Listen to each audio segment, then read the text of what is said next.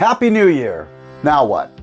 Well, look, if you are living here in Los Angeles, you understand that this real estate market is very turbulent, difficult to navigate, and as always, there's so much misinformation and so many people giving you a lot of information that we want to set the record straight and give you a quick update here about what we're experiencing with our sellers, with our buyers, investors, and kind of everything in between. On the selling side, the fourth quarter for 2022 was one of our strongest quarters for the year. We actually went live, and you may have seen the post that we put up, with 5 different listings just after Thanksgiving, as well as a 6th listing that was already on the market. Within 10 days after Thanksgiving, all of those properties were in escrow, and the reason was because we had a really clear marketing plan. We were priced appropriately, and frankly, we negotiated and marketed the heck out of them. Now, I don't mean to sort of discredit what other real estate agents are doing, but you might have heard me talk about this in terms of what we're doing that's a little bit different. And it really isn't rocket science or anything too crazy. We're pricing our homes properly, meaning at or below what we think the fair market value is. So we're getting maximum exposure and we're eliciting the most number of eyes on the property. This is getting buyers through the door that then they can fall in love. The other thing that we're doing is we're presenting our properties in the best version of themselves.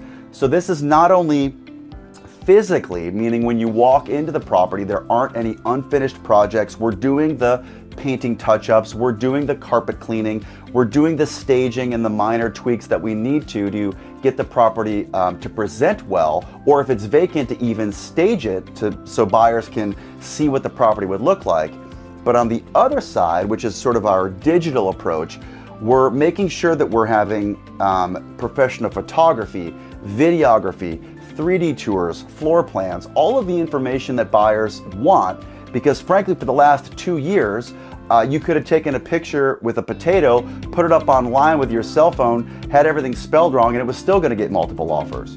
So now in this market right now, agents that actually know what the heck they're doing and are willing to put in a tremendous amount of work, we're still getting incredible results for our sellers. So prices are holding. We're seeing that even though inventory is kind of low, or lower historically compared to where it's been over the last few years, our properties are moving much like several other successful agents' properties are, because they're priced right, they're presented well, they're marketed like crazy, and their agents are putting in the work. On the buyer side, what we're experiencing is rates have slightly improved from where they were. So if we were talking summer, end of Q2, beginning of quarter 3 of 2022, rates were slightly higher than they are now. They improved at the end of last year and then actually did tick up a little bit in the first quarter of January.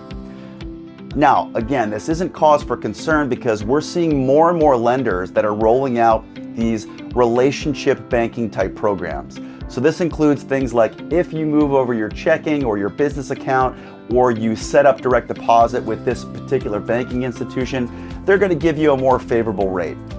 We're also seeing a tick up in ARMs, or adjustable rate mortgages. This is something where 30-year fixed rate mortgage, which is one type of a loan product, you could have a 5-in-1 ARM, 7-in-1, 10-in-1. And part of this is that buyers are betting that interest rates will improve over that 5, 7, or 10-year period.